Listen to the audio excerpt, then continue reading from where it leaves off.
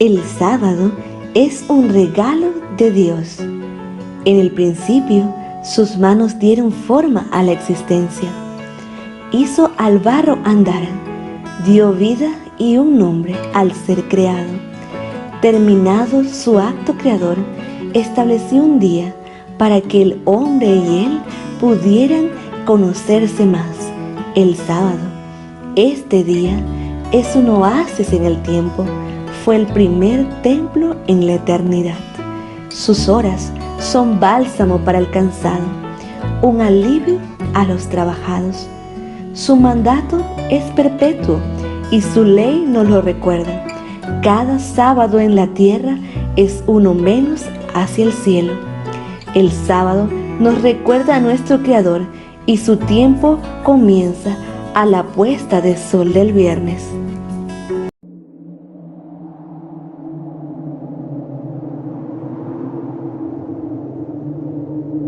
Y Jehová Dios bendijo este día, lo reposó y lo santificó.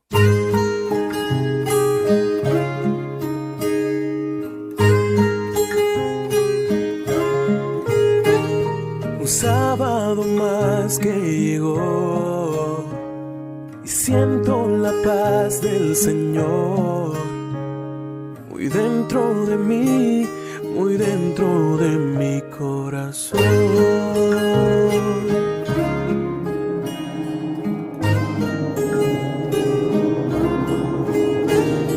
Anhelo que puedas sentir la mano de Dios sobre ti. Te deseo yo un sábado feliz. Un sábado feliz, un sábado feliz, un sábado feliz.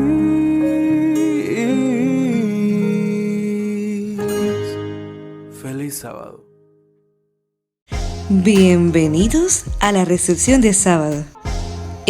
Feliz sábado para todos nuestros amigos y hermanos que sintonizan esta programación, en donde recibimos el día más especial de la semana, el sábado. Estamos contentos porque hoy te pudiste conectar con nosotros y juntos en esta iglesia virtual vamos a darle la bienvenida al día de reposo. Quiero leer para ustedes lo que se encuentra en el libro de Ezequiel, capítulo 20, verso 20. Nos dice: y santificad mis días de reposo y sean por señal entre mí y vosotros, para que sepáis que yo soy Jehová, vuestro Dios. El sábado es una señal de que somos los hijos de Dios. Nos encontramos con el Creador, pero antes vamos a darle la bienvenida al sábado colocándonos en las manos de Dios a través de una oración. Oremos. Grande y bondadoso Padre Celestial, hoy te damos gracias por este hermoso sábado que nos has permitido tener. Bendícenos, Señor mi Dios, y guíanos en todo momento. Que las alabanzas que daremos a ti sean de grato aroma ante ti. Gracias, Señor, porque tú eres bueno y bondadoso. Perdona nuestras faltas y ayúdanos, Señor mi Dios, a practicar siempre la bondad y la misericordia con las personas que nos rodean. Permito, Señor, que en este día podamos alejar nuestras mentes y nuestros corazones de todo pensamiento inicuo que no nos impide, Señor mi Dios, mantener una relación contigo. Gracias, Señor, por todo. Bendice esta reunión y permito, Señor, que aquellos que están enfermos o con alguna dificultad, tu amor y tu bondad le acompañen, Señor mi Dios, y sane sus corazones y sus cuerpos. En el nombre de tu Hijo amado Cristo Jesús. Amén. Amén. En este momento dejo con ustedes una selección musical y un conjunto de himnos para dar inicio a estas horas sagradas. Espacio musical. Oh, qué música divina que viene del mar, conmueve mi alma, cual tanta canción. Son las voces celestiales que me invitan a cantar y me da la bienvenida a a la celestial mansión.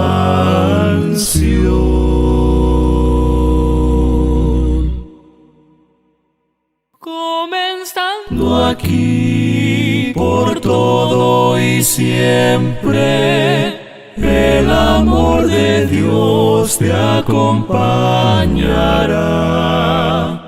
Él nos prometió jamás olvidarnos, contigo estará, no te dejará, Dios te cuidará.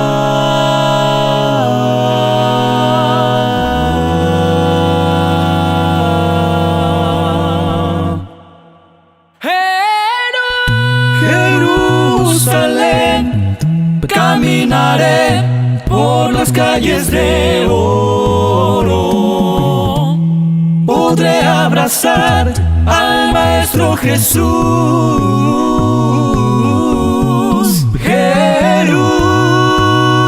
Jerusalén, descansaré junto al río de vida, en la ciudad, ciudad de luz.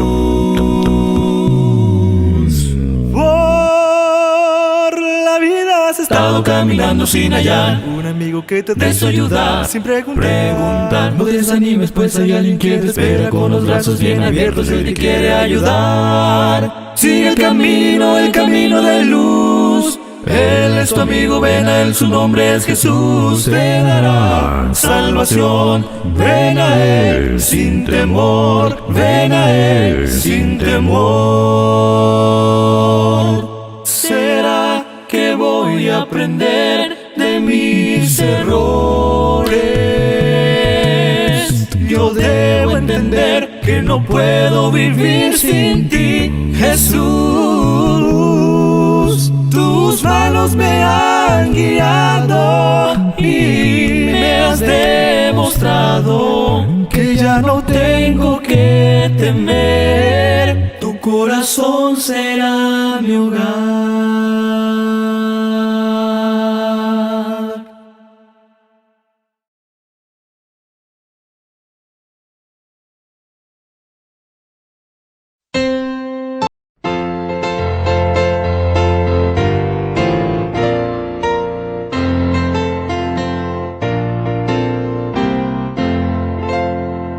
Cuando sopla irada la tempestad y la barca en grave peligro está, no se puede andar con seguridad sin tener un ancla que apoyará.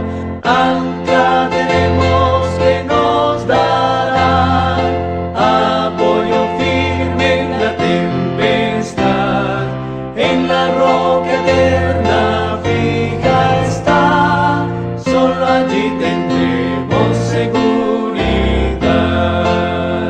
Arrecifes hay que marcando van el sendero triste de muerte cruel, donde vidas vil naufragando están sin tener un ancla ni timonel. Ancla tenemos que nos dará apoyo firme en la tempestad, en la roca eterna fija está, solo allí tendremos seguridad.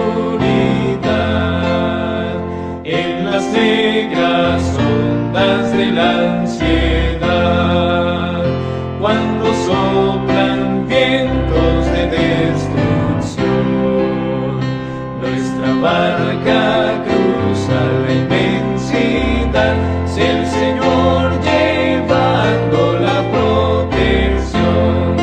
Ancla tenemos que nos dará apoyo firme en la tempestad, en la roca eterna fija está, solo allí tendremos seguridad.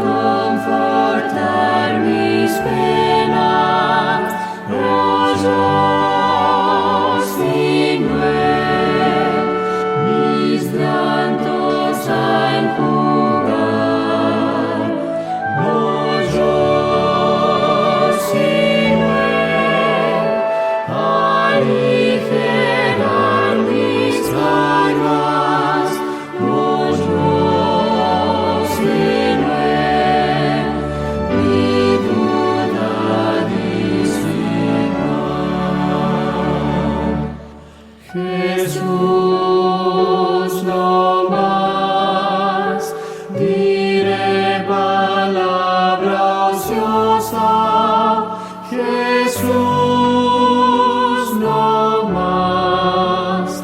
Quisiera yo pecar, Jesús, no más. Me venza el orgullo, Jesús, no más. Inspire yo mi hablar. No yo, sino Él, lo que me falta suple. No yo, sino Él, da fuerza y sanidad.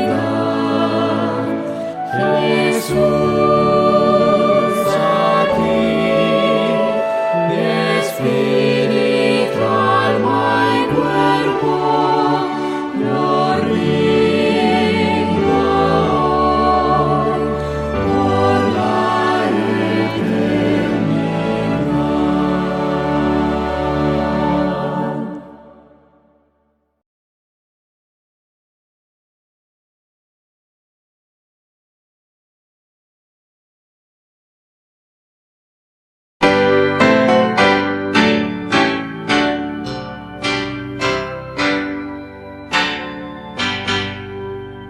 Señor, reposamos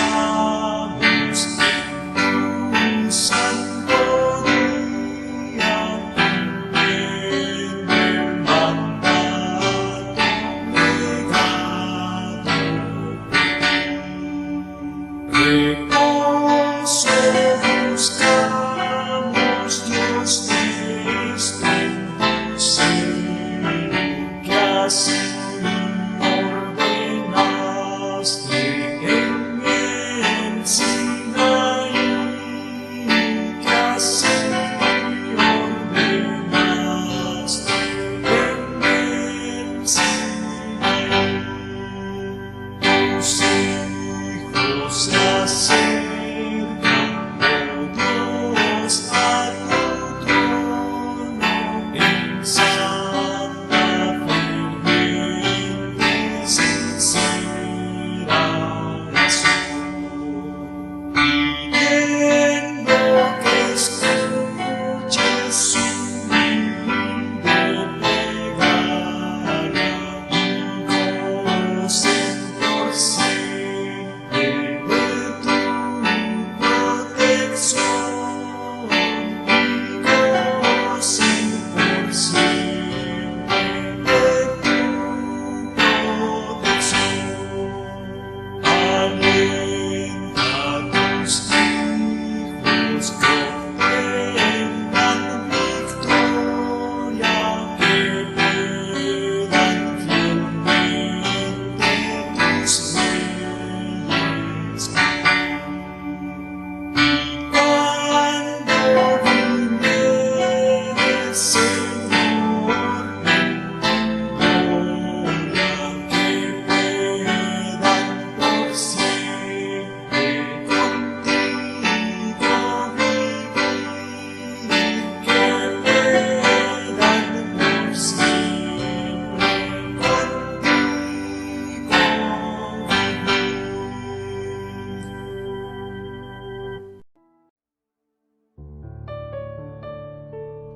Llegó lo que esperabas, AR Música, donde podrás escuchar música cristiana seleccionada en las mejores plataformas musicales en las redes sociales.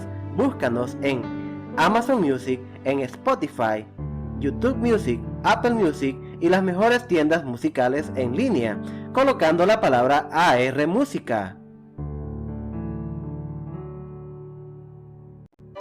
Ya puedes sintonizar nuestro canal AIR Canal en la plataforma de Roku. Puedes buscarnos como Canal Adventista y encontrarás AIR Canal.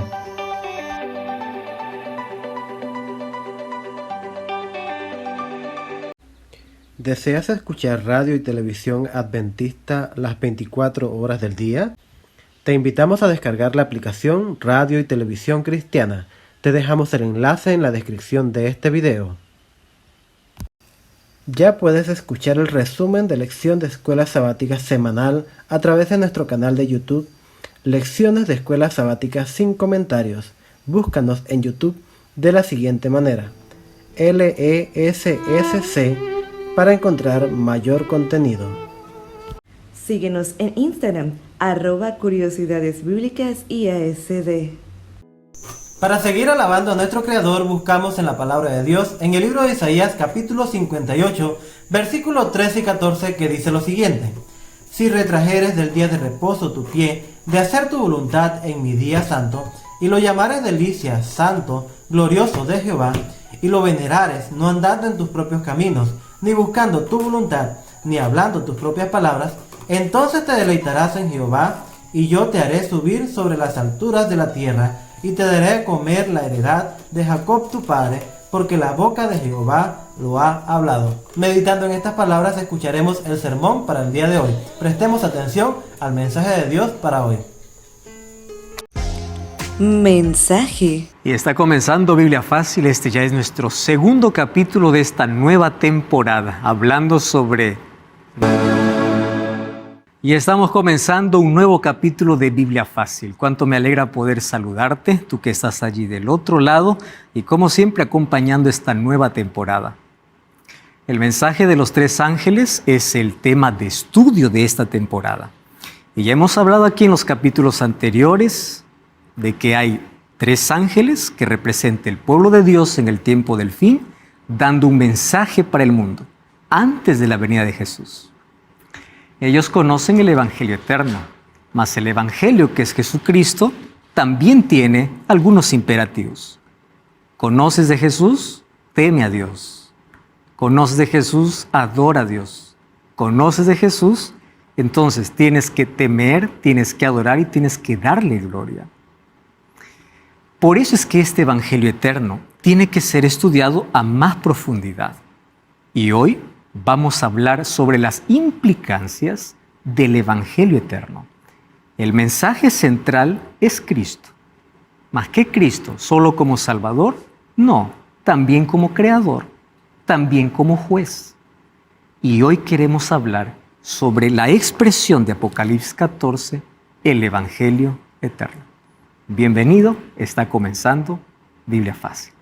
Y bienvenidos amigos, vamos a un capítulo más, es el tercer tema, el tercer estudio de esta temporada y estamos listos entonces para nuestro tema de hoy.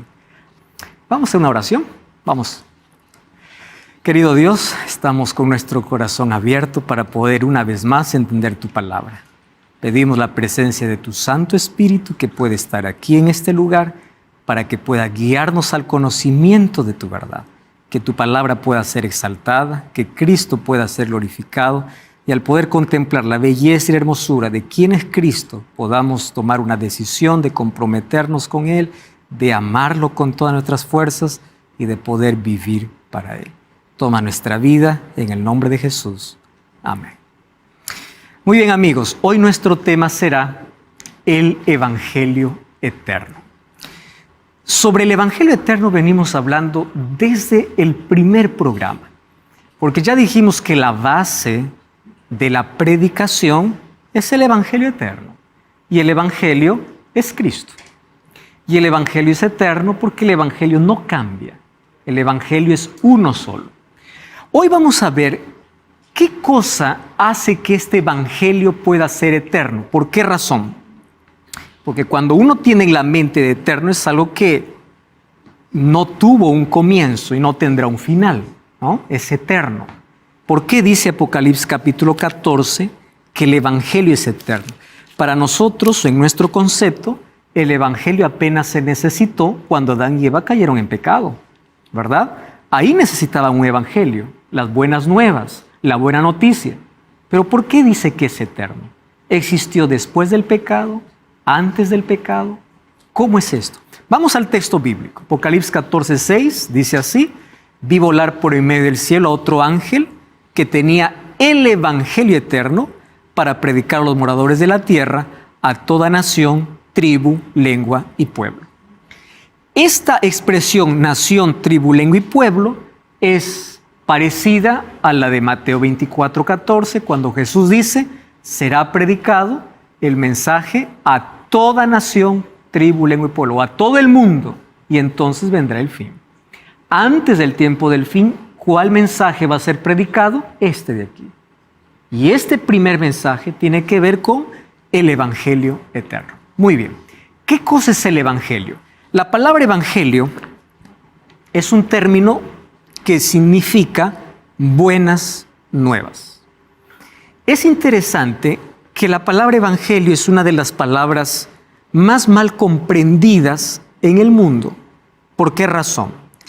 Muchos pueden creer que Evangelio representa un conjunto de reglas. Evangelio representa un conjunto de prohibiciones. Muchos pueden creer que Evangelio son restricciones. Porque cuando alguien habla, por ejemplo, él es evangélico, o va a la iglesia, o ya te volviste evangélico, ¿qué cosa está en la mente de las personas? Ya te colocaste en una prisión. Ya estás restringido de hacer muchas cosas. Pero el Evangelio no es eso. El Evangelio es Cristo. Evangelio es libertad. Evangelio es buena noticia. Tanto así que el apóstol Pablo, en Romanos capítulo 1, versículo 16, él dice así, no me avergüenzo del Evangelio. ¿Y por qué no me avergüenzo del Evangelio? Porque es poder de Dios. Ustedes saben que el Evangelio era locura para los griegos, era locura para la cultura de ese tiempo. ¿Por qué razón? Porque para ellos concebir que un Dios se haga ser humano y muera era ridículo, totalmente. Mas Pablo dice, yo no me avergüenzo del Evangelio porque representa salvación. Es el poder de Dios. Muy bien, el Evangelio entonces son buenas nuevas. No es un conjunto de teorías o reglas. El Evangelio tiene por lo menos 4 características importantes en la Biblia. En primer lugar, el Evangelio fue diseñado por Dios en la eternidad. Ahí viene la pregunta, ¿cuándo? Eso vamos a ver ahora.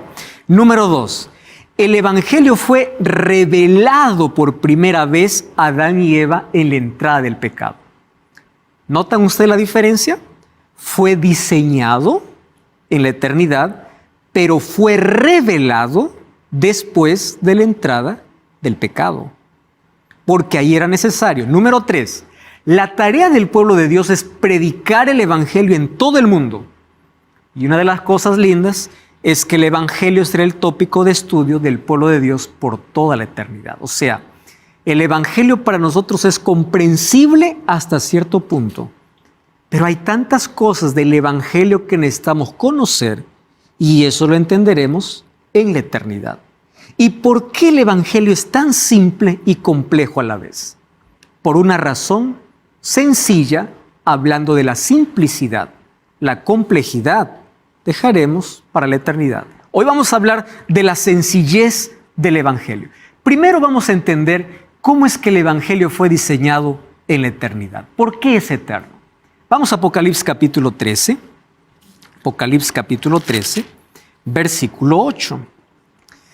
Comienza el texto diciendo así. La adoraron todos los habitantes de la tierra, cuyos nombres no estaban escritos desde el principio del mundo en el libro de la vida del Cordero que fue inmolado. Ahora, las versiones, la Reina Valera por lo menos dice que estaban escritos desde antes de la fundación del mundo. ¿Verdad? Muy bien. ¿Quiénes adoran a la bestia? Aquellos que sus nombres no estaban escritos en el libro y aquellos que no creyeron en ese evangelio. ¿Cómo entender la eternidad del evangelio? Primera de Pedro capítulo 1, versículo 18 hasta el versículo 20. Miren lo que dice Primera de Pedro capítulo 1, versículo 18 hasta el versículo 20. Este es un texto clarísimo para poder entender por qué el evangelio es eterno. Primera de Pedro capítulo 1, verso 18 hasta el verso 20. Samuel, ¿tienes el texto? ¿Puedes leer, por favor? Y dice así, sabed que habéis sido rescatados de la vana conducta que recibisteis de vuestros padres, no con cosas corruptibles como oro o plata, sino con la sangre preciosa de Cristo, como de un cordero sin mancha ni defecto. Él estaba destinado desde antes de la creación del mundo, pero manifestado en este último tiempo por amor a vosotros. Es interesante notar aquí en este texto, dice que el cordero estaba destinado ¿cuándo? Antes de la fundación del mundo. Apocalipsis 13 dice que el plan de salvación estaba diseñado ¿cuándo? Antes de la fundación del mundo. ¿Por qué entonces el Evangelio es eterno? ¿Quién es el Evangelio? Cristo. Y Cristo estaba destinado ¿a qué? A rescatar, a salvar, a colocarse en el lugar del ser humano si éste caía en pecado. Entonces, el plan fue diseñado antes del problema, ya había una solución. Por eso es que fue revelado por primera vez ¿cuándo? Cuando Adán y Eva pecaron. Cuando ellos cayeron en pecado, el Evangelio ya estaba diseñado. El pecado no produjo ninguna sorpresa a Dios. Lo que hicieron ellos es revelar ese plan. ¿Cuál era el plan? El plan era que Cristo iba a sustituir. La palabra sustitución entra y encaja perfectamente dentro del plan de salvación. Yo merecía morir, mas Él se colocó en mi lugar. Pero eso lo vamos a entender a través de dos ejemplos. Vamos al primer ejemplo. Jesús en el Getsemaní. Cuando nosotros entendemos este asunto de lo que Cristo pasó en el Getsemaní, vamos a entender muchísimo mejor en qué consiste el Evangelio eterno y por qué yo no debo rechazar el Evangelio. Vamos al libro de Mateo capítulo 26. Mateo capítulo 26, versículo 37 hasta el versículo 39. Mateo capítulo 26, versículo 37 hasta el versículo 39. ¿Quién tiene el texto? Sí, le tienes el texto. ¿Puede leer, por favor? Llevó a Pedro y a los dos hijos de Zebedeo. Y empezó a entristecerse y angustiarse en gran manera. Ujú. Entonces Jesús les dijo: estoy abrumado de tristeza hasta el punto de morir. Quedaos aquí y velad conmigo. Muy bien. Esta es la escena antes de que Cristo sea condenado. O sea, después que participó de la cena, la última cena con sus discípulos, ¿fue para dónde? Para el Getsemaní. En ese trayecto, Él lleva a 3 de sus discípulos, se separa y les dice: mi alma está angustiada hasta la muerte. Vamos al versículo 42 y versículo 43. Por favor, continúa leyendo ahí. Por segunda vez se apartó y oró diciendo: Padre mío, si esta copa no puede pasar de mí sin que yo la beba, hágase tu voluntad. Volvió y otra vez los halló dormido, porque Muy bien. sus ojos estaban cargados de sueño. Muy bien. ¿Qué cosa es lo que entendemos aquí de la angustia de Jesús? Existen varias cosas que pudieron angustiar a Cristo. Cristo conocía qué misión había venido a cumplir. Él sabía lo que le esperaba. Él sabía que el precio para pagar por la salvación del hombre sería su propia vida. Conocía su misión. Solo que en el Getsemaní, Él muestra lo peligroso que era colocarse y sustituir. ¿Y dónde se encontraba el peligro? Y allí hay 2 expresiones. Mi alma está angustiada. Estoy triste hasta la muerte. Oren conmigo. Muy bien. Ellos no pudieron o estaban tan cargados de sueños que no oraron. Nuevamente Jesús fue. Y ahí vienen muchos comentarios y dice así: Jesús estaba triste y angustiado porque Él sabía la muerte que iba a pasar. Es verdad, la crucifixión fue creada por los asirios, fue adoptada por los romanos y era una de las muertes más crueles de la historia. Una de las cosas más implacables. Imagínense tener que traspasar. O sea, pero no era el único hombre que iba a morir crucificado. Para los romanos, crucificar era cosa del día a día. Ahora, que Jesús sepa que va a ir a la cruz, imaginar y saber el dolor, ¿eso lo tuvo angustiado? No. Porque más allá del dolor que iba a sufrir por el maltrato físico que él iba a soportar para pagar nuestra deuda, el problema no era la cruz. ¿Saben cuál era el problema? La copa de ira. ¿Qué cosa dice el texto bíblico que hemos leído? Cuando él se va a orar, ¿qué cosa le dice al Padre? Padre, si es posible, pasa de mí esta copa. Su muerte no sería como la muerte de un criminal. Su muerte no sería como la muerte de alguien que fue juzgado y va a ser ejecutado. Porque así han muerto muchos. La muerte de él sería peor que esa. Porque aparte del sufrimiento físico que Jesús tendría, ¿qué cosa tendría que soportar? La copa de ira de Dios. ¿Y de dónde sale la expresión copa de ira? Porque ahí apenas aparece, pase de mí esta copa. Eso vamos a verlo ahora en Apocalipsis capítulo 16. ¿De qué tipo de copa estaba hablando Cristo? Entonces le dice, Padre, yo no quiero beber esta copa. ¿Qué cosa era la copa de ira? La distancia que iba a tener entre él y su Padre por causa del pecado. El dolor físico era una cosa, pero la separación del Padre para beber la copa de ira solo era otra cosa. Entonces, ¿qué cosa le angustia a Jesús? Lo que le angustia a Jesús no es la muerte de cruz simplemente. Lo que le angustia a Jesús es la copa. Y él se va, y ustedes saben que en el Getsemaní literalmente pudo definirse la salvación. Ya estaba planeado, ya fue revelado, pero en el Getsemaní pudo desistir. Jesús pudo decir, ¿sabes qué, Padre? Dejamos nuestros planes, yo vuelvo al cielo. Que el ser humano por pecador reciba esta copa. ¿Por qué tengo que beberla yo? ¿Por qué tengo que beber la copa que el ser humano necesita? Cuando él se va y ora, le dice, Padre, si es posible, quita de mí esta copa. Más le dice, más que se haga tu voluntad. ¿Qué cosa hubo del Padre? Solo silencio. ¿Y el silencio qué cosa significaba? Es la voluntad. Vamos a continuar. Ese es el plan. Tú vas a beber la copa de ira que el ser humano necesitaba beberla. Ahora, ¿quién es el que da literalmente esa copa? Mira lo que dice Juan capítulo 18, versículo 11. Juan capítulo 18. Interesante, ¿no? Juan capítulo 18, versículo 11, para ver hasta dónde el pecado puede herir a Dios. Juan capítulo 18, versículo 11, dice así. Jesús entonces dijo a Pedro, mete tu espada en la vaina. ¿Por qué? ¿Qué cosa dice allí? La copa que el Padre me ha dado, ¿no la he de beber?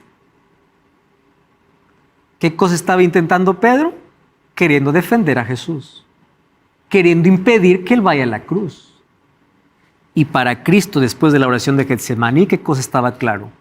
Yo voy a beber esa copa. Cuando vamos a Lucas, encontramos que en el Getsemaní él sudaba gotas de sangre. Tanta era la angustia que él tenía por la separación que iba a experimentar porque él estaba cargando los pecados de toda la humanidad. Esa separación le causaría la mayor angustia. Ahora, fíjense otro asunto interesante. Cuando vamos a Mateo capítulo 27, versículo 46, cómo Jesús experimentó esa copa de ira. Miren lo que dice Mateo capítulo 27, versículo 46. No estamos aquí minimizando obviamente el dolor y el sufrimiento que Jesús pasó, porque si solamente nos detenemos a hablar sobre el sufrimiento, sobre lo que significó rasgar las manos, la corona de espinas y todo lo que pasó, pues esto es terrible, que el ser humano tendría que pasar.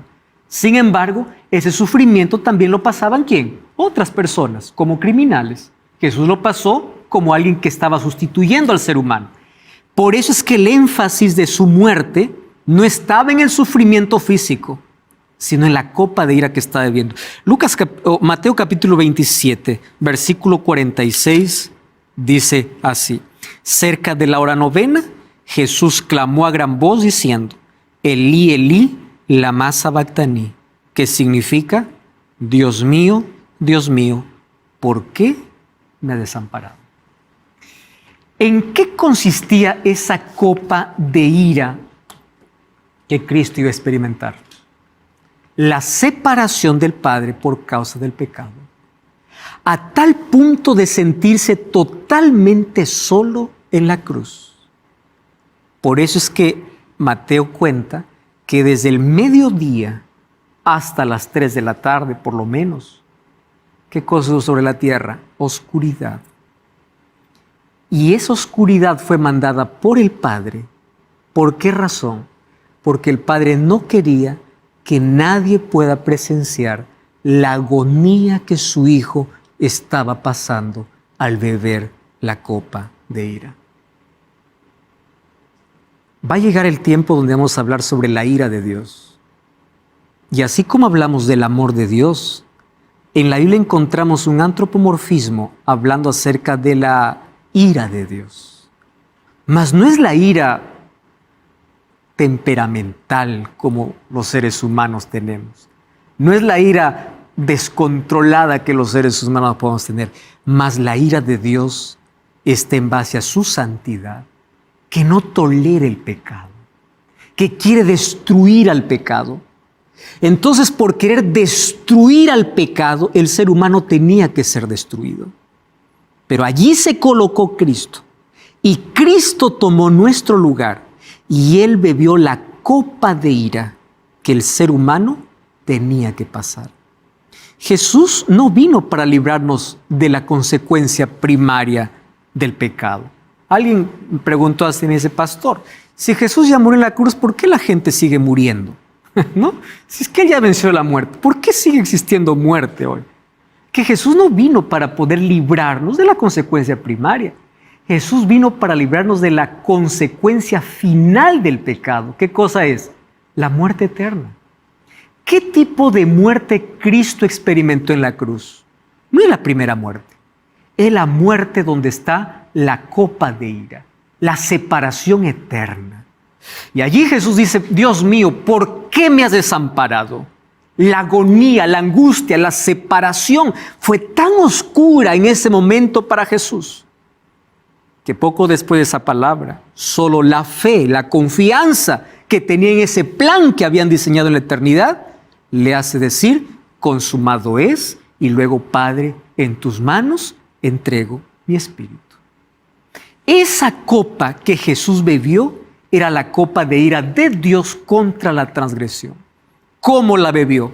Contando acerca del sufrimiento, vamos a Isaías capítulo 53, que es el capítulo mesiánico por excelencia del Antiguo Testamento. El profeta Isaías en el capítulo 53 habla acerca del sufrimiento que tendría el Mesías. Y miren lo que dice Isaías 53, desde el versículo 1. ¿Quién ha creído a nuestro anuncio? ¿Sobre quién se ha manifestado el brazo de Jehová? Subirá cual renuevo delante de él como raíz de tierra seca. No hay hermosura en él, ni esplendor, sin atractivo para que le apreciemos. Despreciado y desechado entre los hombres, varón de dolores, experimentado en sufrimiento, y como que escondimos de él el rostro. Fue menospreciado y no lo estimamos. Llevó nuestras enfermedades, sufrió nuestros dolores. ¿Y cómo termina esa expresión? Presten atención a esa expresión. Pero nosotros lo tuvimos por azotado, como herido y afligido. ¿Por quién dice? Por Dios. Esa aflicción que recibió, ¿qué cosa sería? La copa de ira que Él bebió. Ahora, ¿cómo nosotros vemos ejemplificado el plan de salvación? Esa copa de ira de Dios para poder destruir el pecado desde el jardín del Edén. Fíjense lo que sucede. En Génesis capítulo 2, versículo 25, encontramos una expresión curiosa. antes del pecado, dice que Adán y Eva estaban desnudos y no se avergonzaban. La razón es simple. ¿Por qué ellos no se avergonzaban? Porque aunque no tenían una ropa física, palpable, ellos estaban cubiertos, ¿por qué? Por una luz celestial. Esa luz celestial representaba el carácter perfecto que había en ellos, que representaba la gloria de Dios de manera visible. Cuando ellos pecaron, según Génesis capítulo 3, versículo 10, lo primero que ellos se dan cuenta, ¿cuál es la primera evidencia de que dijeron, wow, pecamos? ¿Cuál es la primera cosa que se dan cuenta? Están desnudos. Por eso es que cuando escuchan la voz de Dios, ¿qué cosa hacen? Se esconden. Recuerdan que Génesis 3:10 dice, oímos tu voz y tuvimos miedo. ¿Por qué? ¿Cuál es la razón de su miedo? Estamos desnudos. Y ahí Jesús le responde y dice, Dios le responde y dice, ¿y quién les dijo que estaban desnudos? ¿Cómo ustedes sabían? ¿Qué cosa es lo que perdieron? La santidad, la luz que los cubría, ¿y qué perdieron? La gloria de Dios. ¿Qué dice Romanos 3:23?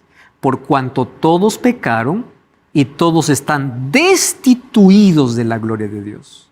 El ser humano cuando pecó quedó desnudo y perdió esa gloria. Y como estaba destituido de Dios, al ser destituido de Dios, Dios es vida. ¿Cuál era su final? Muerte. ¿Y cuál era la advertencia que Dios había dado a Adán y Eva? El día que ustedes coman de este árbol, ¿qué cosa les dijo? Van a morir. Y la pregunta es, ¿hubo muerte o no? Porque cuando ellos comieron del fruto del árbol, ellos continuaron vivos. ¿Y dónde está la advertencia de que ustedes van a morir? Sí hubo muerte, pero hubo una muerte sustitutoria. 2 corderos murieron en su lugar. Por eso es que en el siguiente versículo dice en Génesis 3:21, Jehová Dios hizo al hombre y a su mujer túnica de pieles y los vistió. Para que exista túnica de pieles, ¿qué cosa tuvo que existir? Muerte de cordero. ¿Dios cumplió su palabra? Sí. ¿Hubo muerte? Sí. Pero hubo una muerte sustitutoria. Y esos corderos, ¿a quién representaban? A Jesucristo. Vamos a una brevísima pausa, no cambies el canal y estamos de regreso para continuar hablando sobre este Evangelio eterno.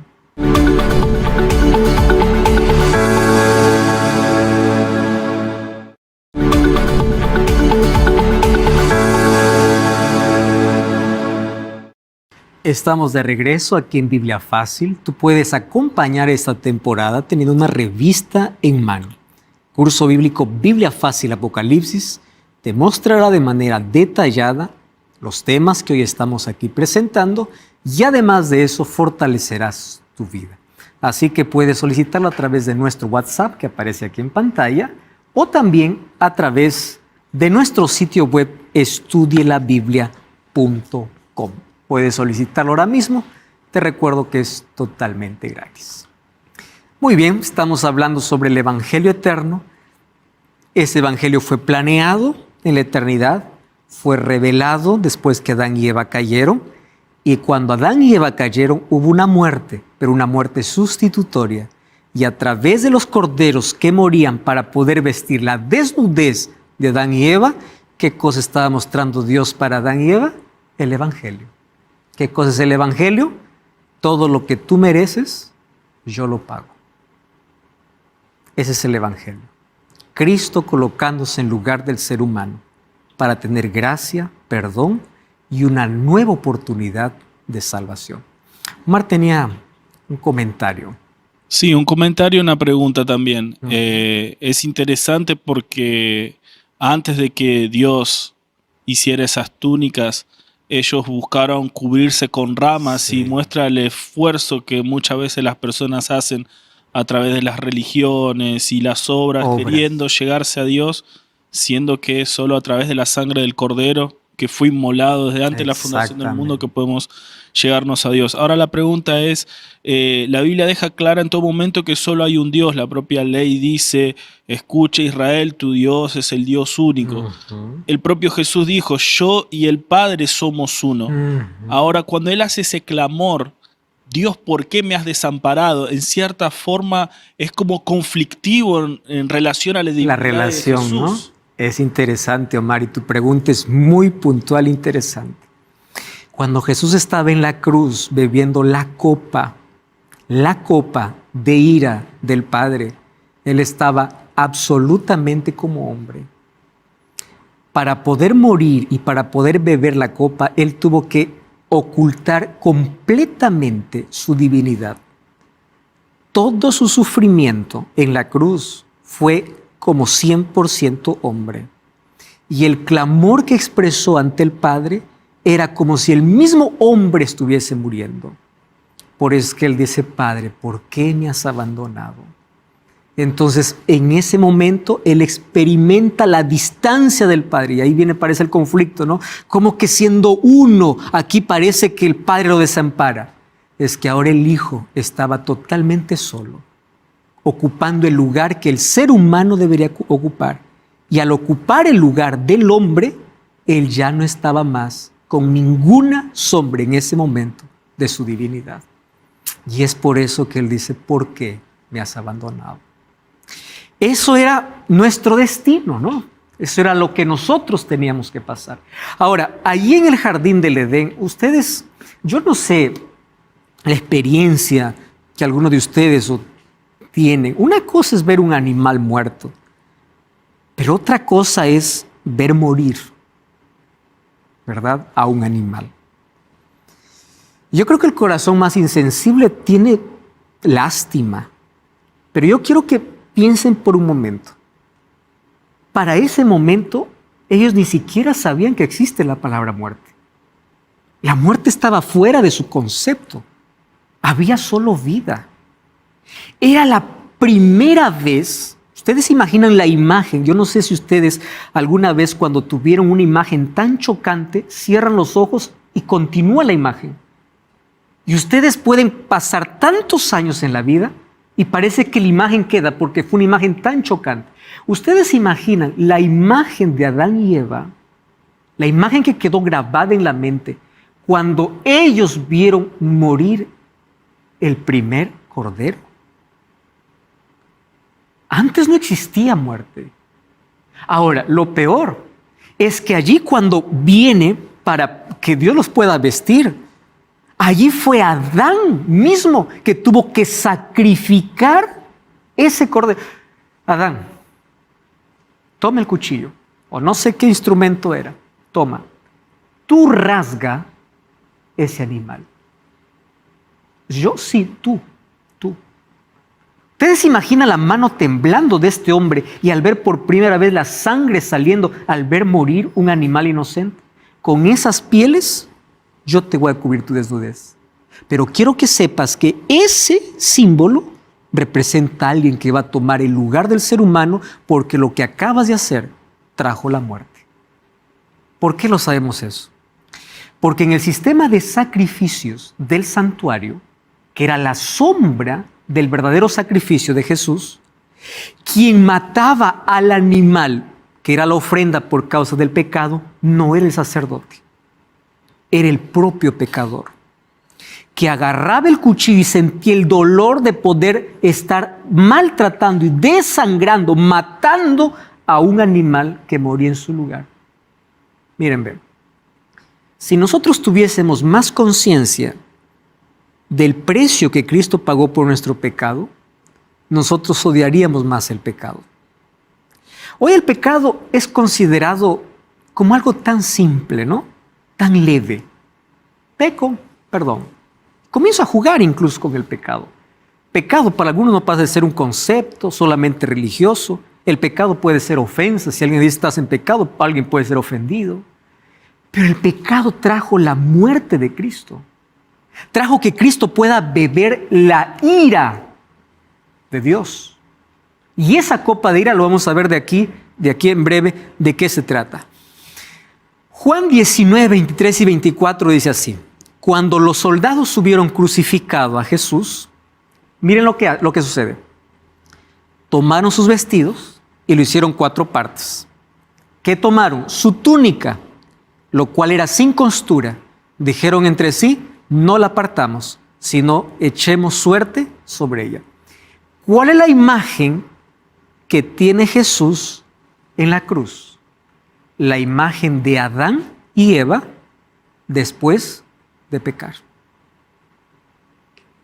Cuando Jesús toma nuestro lugar en la cruz, lo toma exactamente en la misma situación como estaba Adán y Eva. ¿Cómo estaba Adán y Eva después del pecado? Desnudo. ¿Cómo está Jesús en la cruz? Desnudo. Toma exactamente el lugar, solo que aquí no hay muerte de cordero. Aquí Jesús mismo muere. Él mismo es el cordero que fue sacrificado para vestir a Adán y Eva su desnudez. Ahora, su sangre es la que nos da garantía de salvación. Su sangre es la que nos perdona y nos salva. Es la justicia de Cristo. Es el precio que Él pagó en la misma situación de donde el pecado dejó a Adán y Eva. Y es Él quien nos justifica. Vamos ahora para el libro de Apocalipsis. Apocalipsis capítulo 16. Antes de leer el capítulo 16, vamos a leer un versículo antes, el capítulo 15. Apocalipsis capítulo 15. Miren lo que dice el versículo 1. Después leemos el 16.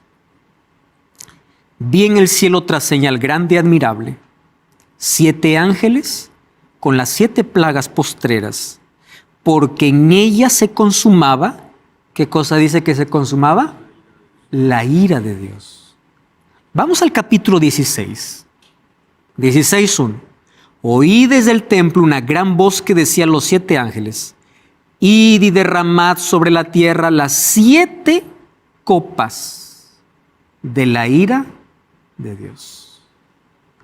Y aquí entramos en un conflicto tremendo. ¿Cuál es el conflicto? ¿Por qué la ira de Dios se derrama de nuevo si ya fue derramada en la cruz? Si la copa de ira de Dios, Cristo ya la bebió.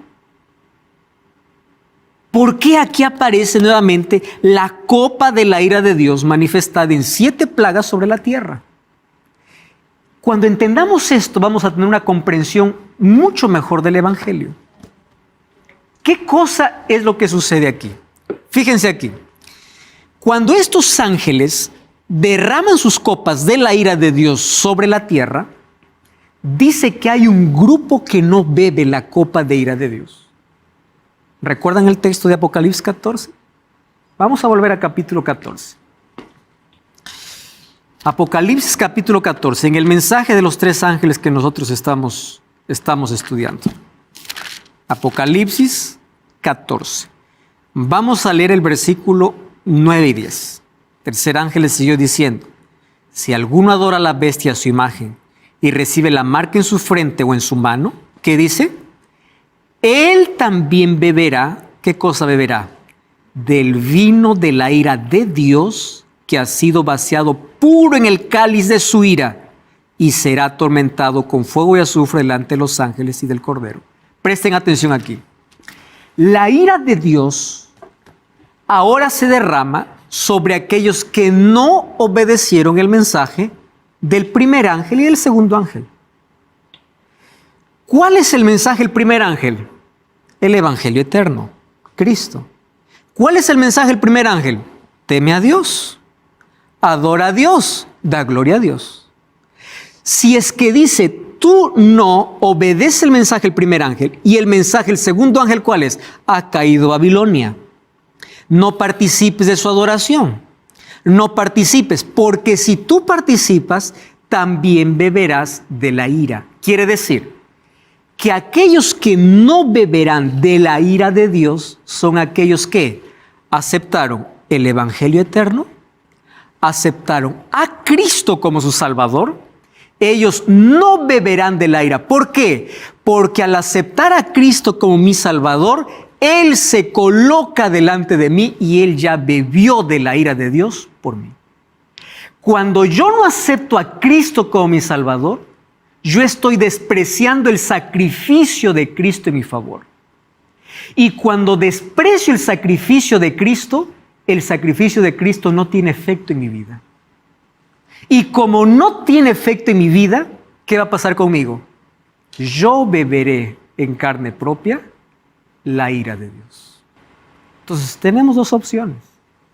O aceptar a aquel que bebió la copa de ira por nosotros, o nosotros mismos beber esa ira de Dios. Y esa ira de Dios primero representado ¿por qué? Por 7 plagas. Es interesante que hay una comparación extraordinaria entre el libro de Ezequiel y el libro de Apocalipsis con 2 naciones que primero aparecen como literal y luego de manera simbólica. Vamos a Ezequiel capítulo 39. Miren lo que pasa. Ezequiel capítulo 39, versículo 17. Ezequiel capítulo 39, versículo 17 hasta el versículo 19. Si ustedes leen a partir del capítulo 38, van a encontrar ahí un título que dice Profecía contra Gog y Magog. Lean el capítulo 38, versículo 2. Dice así: Hijo de hombre, pon tu rostro contra Gog en tierra de Magog. No se olviden de esos 2 nombres. Curiosos, pero nos va a servir ahora para una ilustración. El capítulo 39 habla de la destrucción. Miren el capítulo 39, versículo 1. Tú pues, hijo de hombre, profetiza contra Gog. Nuevamente, otra vez este nombre, Gog y Magog. Vamos al versículo ahora 17. Cristina, ¿puede leer el texto, por favor? Así dice Dios el Señor: yo estoy contra ti, Gog, príncipe soberano de Mesec y Tubal. ¿Sigo? Sí, capítulo 39, 17 al 19. Y tú, hijo de Adán, así dice Dios el Señor: di a las aves y a toda bestia, juntaos y venid, reunidos de todas partes a la víctima que os sacrificó, un sacrificio grande sobre los montes de Israel, y comeréis carne y beberéis sangre. Comeréis carne de fuertes y beberéis sangre de príncipes, de carneros,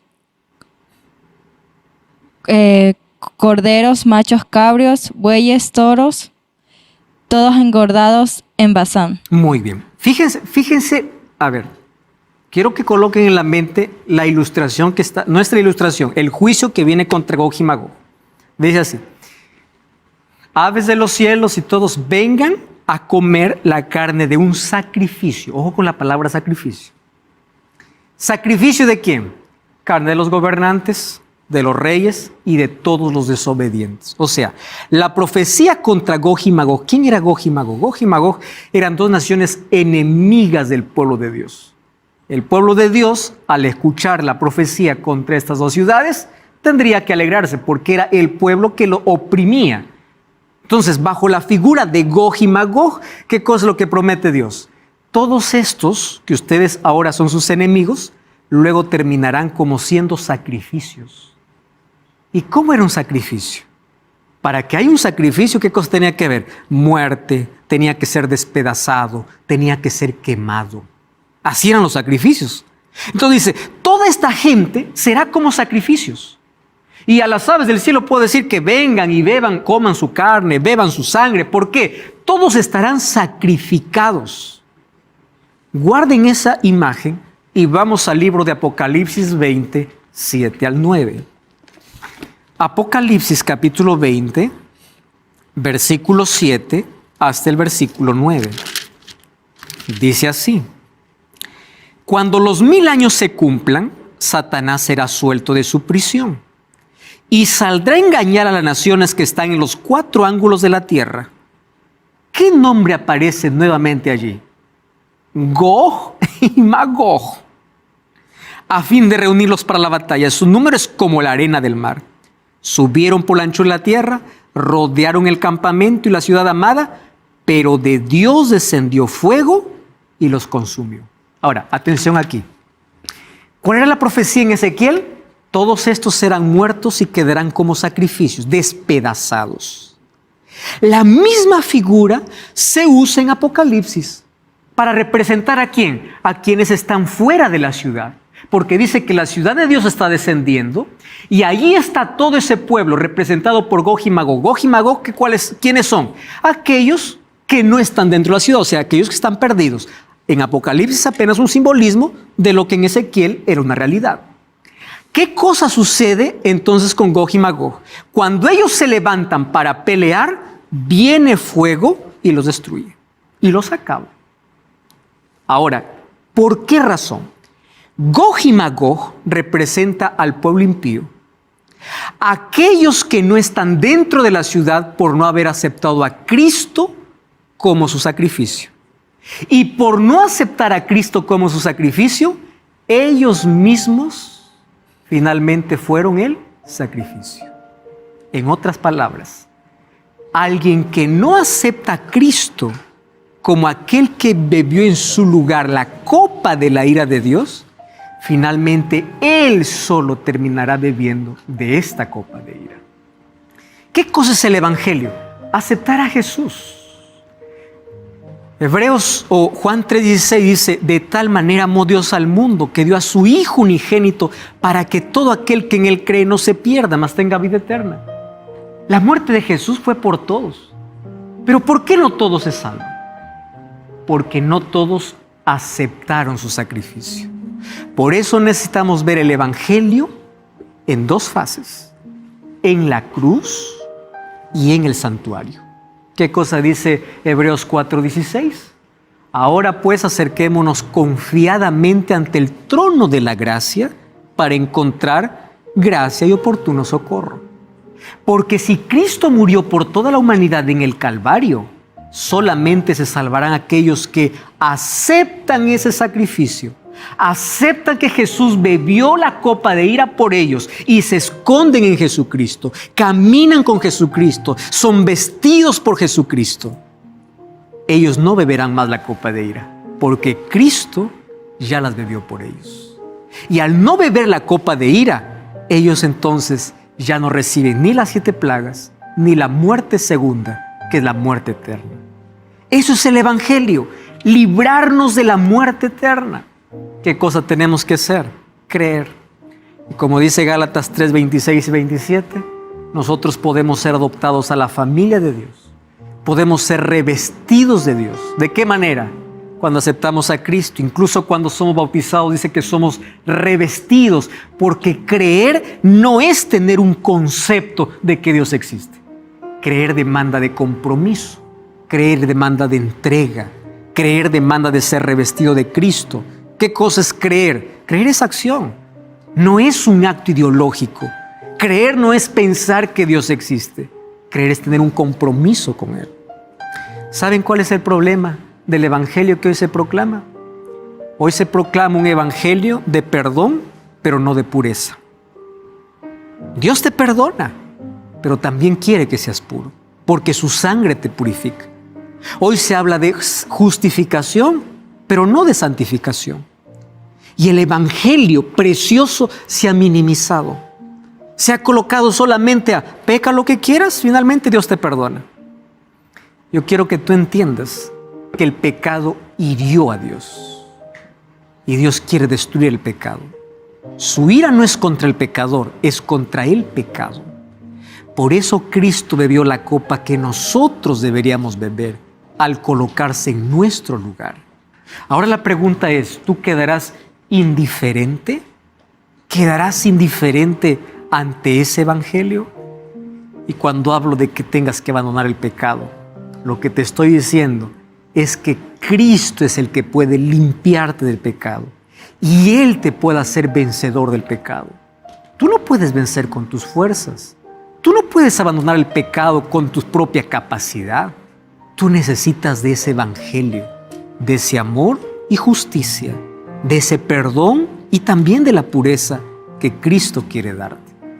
Cristo bebió la copa de ira que tú y yo merecíamos beber. Por favor, acéptalo, porque si un día no lo haces, un día tú mismo beberás aquella copa de ira. Mas ¿por qué beberla si Cristo ya lo hizo en nuestro lugar? Aceptes en tu corazón. Laura Siderac va a cantar una linda música. Mientras ella canta, yo estaré orando para que tu entrega pueda ser real.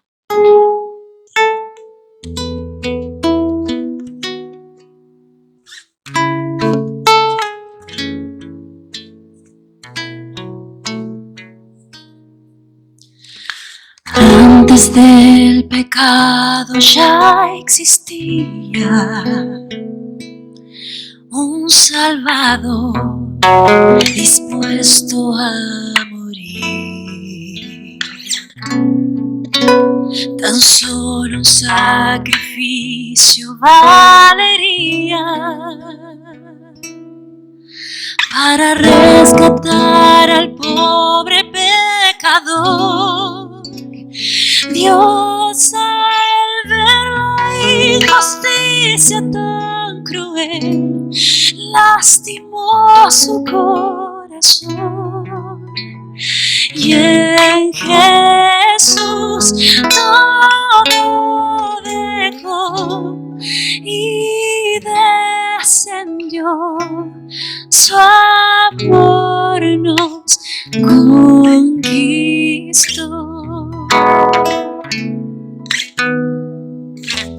Yo viviré, yo cumpliré la ley de mi buen rey.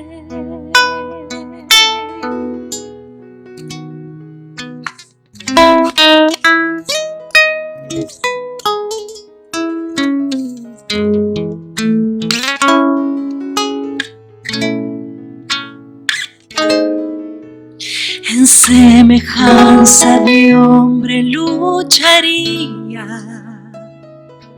unido en oración con la divinidad. Ejemplo de victoria nos daría para resistir a toda tentación. En la cruz nuestra sentencia Él pagó, consigo nos reconcilió.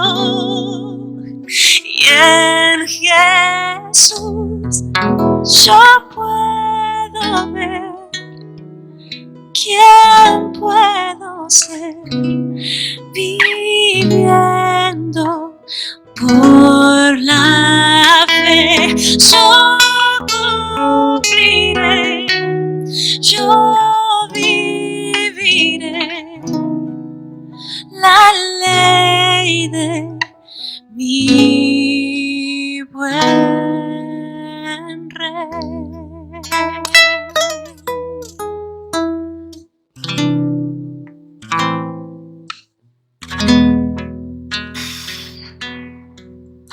Un sacrificio fue realizado.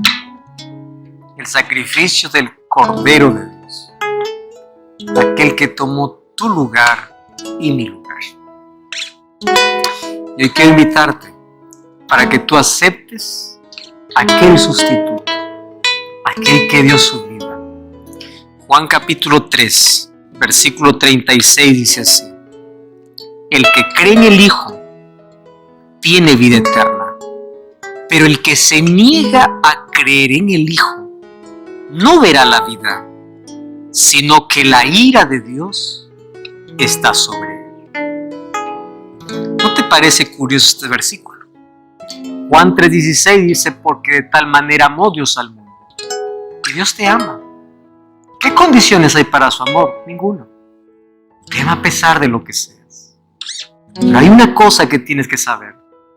Versículo 36 dice que el que se niega a creer en Él, el que se niega a aceptarlo y a comprometerse con Él, no verá la vida, y la ira de Dios está sobre él.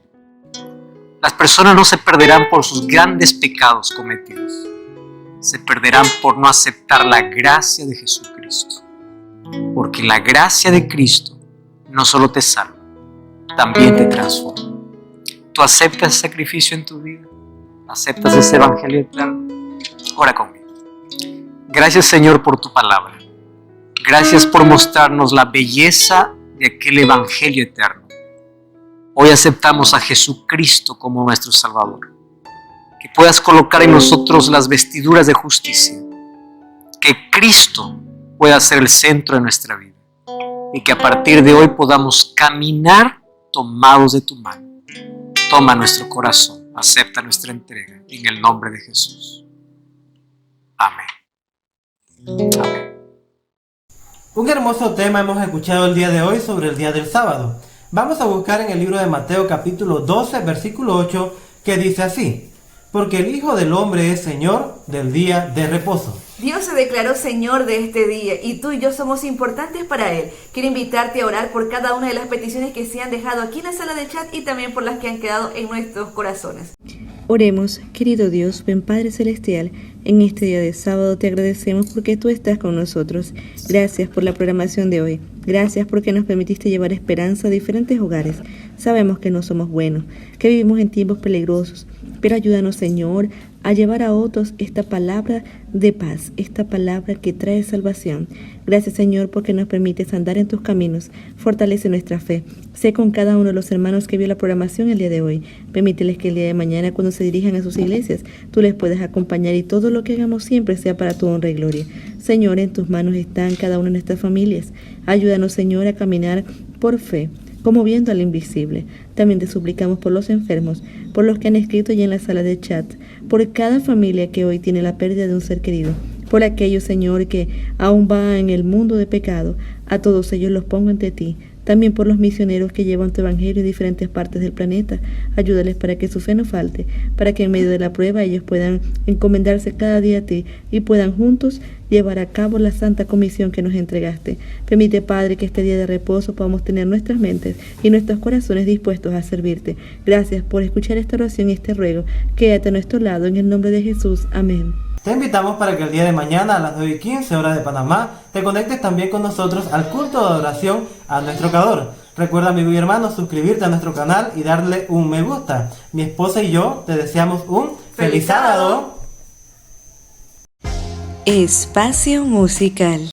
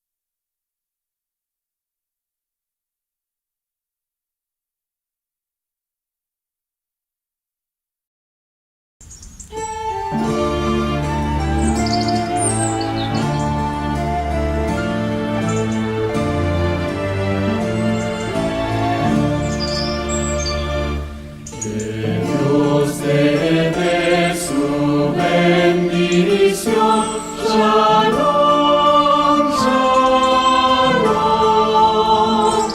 temor de Dios de todo mal. Shalom, shalom, misericordia tenga de ti. Shalom, shalom, y restablezca su bondad. Shalom, shalom, él alce su rostro sobre ti. Shalom, shalom, que ponga en ti su paz y amor. Shalom, shalom.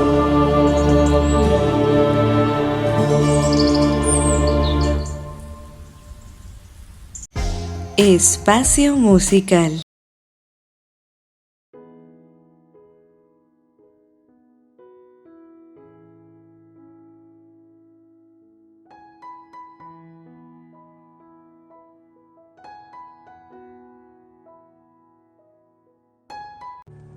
Bienvenidos a Creación TV, el canal donde podrás tener un encuentro con la creación de Jesús.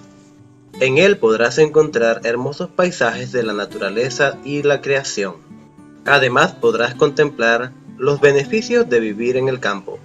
Suscríbete a nuestro canal y sé parte de esta maravillosa experiencia. Y será predicado este evangelio del reino en todo el mundo para testimonio a todas las naciones, y entonces vendrá el fin.